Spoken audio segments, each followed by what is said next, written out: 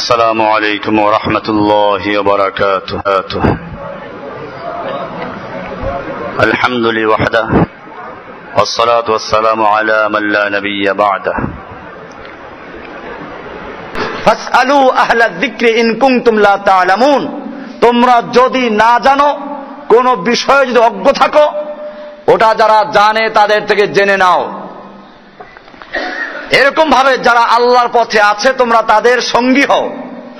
এ পর্যন্ত আমাদের কোন আপত্তি নেই, বরং এটা গুরুত্বপূর্ণ বিষয়, কোরআনের আদেশ। এই জন্য ওলামায়ে হক, কোরআন এবং সুন্নাহর সঙ্গে যাদের সম্পর্ক আছে, এটা তাদের সঙ্গে যোগাযোগ রাখা ঈমানের জন্য খুবই জরুরি। আমরা এজন্য মানুষকে চারটা ভাগে ভাগ করি। সমাজের মানুষকে কয়টা ভাগে ভাগ করি? এক নম্বর হচ্ছে কাল গিযা, খাদ্য সমতুল্য।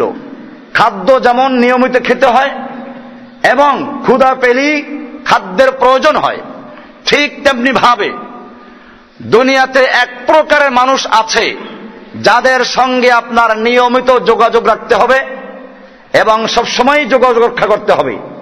এরা হচ্ছে ওলামায়ে হক।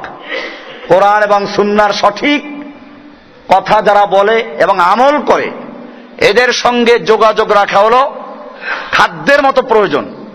খাদ্য বিহীন যেমন মানুষ বাঁচে না, খাদ্য যেমন নিয়মিত খেতে হয়, না খেয়ে নিস্তেজ হয়ে পড়ে, দুর্বল হয়ে পড়ে, ঠিক তেমনি ভাবে কোরআন সুন্নাহর সঠিক ইলম যারা রাখে এবং তদনুযায়ী আমল করে, এদের সঙ্গে যোগাযোগ রাখা অত্যন্ত জরুরি। যোগাযোগ বিচ্ছিন্ন হবে, ঈমান দুর্বল হয়ে পড়বে, শয়তানে থাবা দিয়ে ধরবে।